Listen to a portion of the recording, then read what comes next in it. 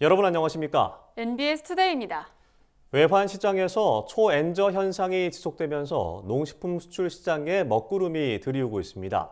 전문가들은 일본의 저금리 정책 유지 등으로 엔저 현상이 당분간 지속될 것이란 전망에 무게를 싣고 있는데요. 농식품 수출 농가들과 업체들은 생산비 상승으로 타격을 받은 상황에서 엔저 현상으로 인한 손해까지 겹쳤다고 호소하고 있습니다. 권혜영 기자입니다. 외환 시장에서 초엔저 현상이 지속되면서 농식품 수출 농가들과 업체들이 울상을 짓고 있습니다. 일본은 우리나라가 농식품을 가장 많이 수출하는 나라 중 하나입니다.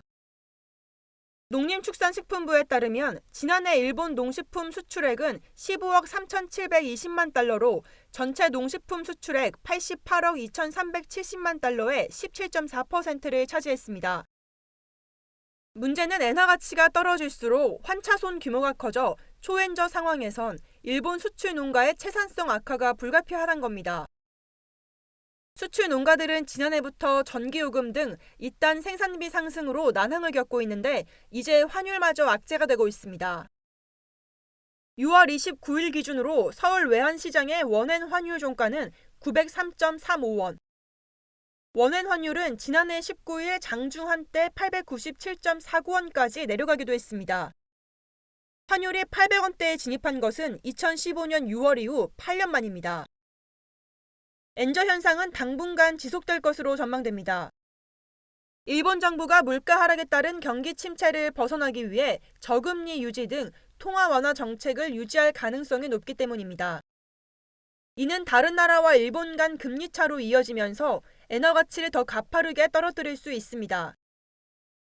원엔 환율 하락은 일본 수출 농가와 업체들의 수익성 악화로 직결되고 있습니다. AT에 따르면 올해 5월 일본 농식품 수출량은 68,545톤, 수출액은 1억 8,208만 달러로 엔저 이전인 지난해 같은 기간보다 각각 9.1%, 3.3% 감소했습니다. 난방비와 전기요금 등 생산비가 높은 상황에서 환율 환경마저 불리해지며 우리 농식품의 가격 경쟁력이 크게 약화하고 있는 겁니다. 수출 업계에선 엔화 약세가 계속될 경우 농산물 수출 여건이 악화해 주력 품목의 직격탄이 될 것으로 보고 있습니다. 특히 파프리카와 김치 등 일본으로의 수출 비중이 압도적인 품목을 중심으로 우려가 깊어지고 있습니다. 거의 한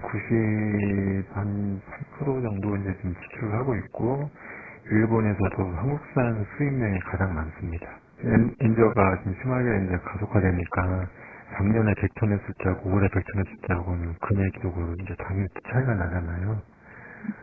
그런 부분들이 이제 좀 우려되는 상황들이죠.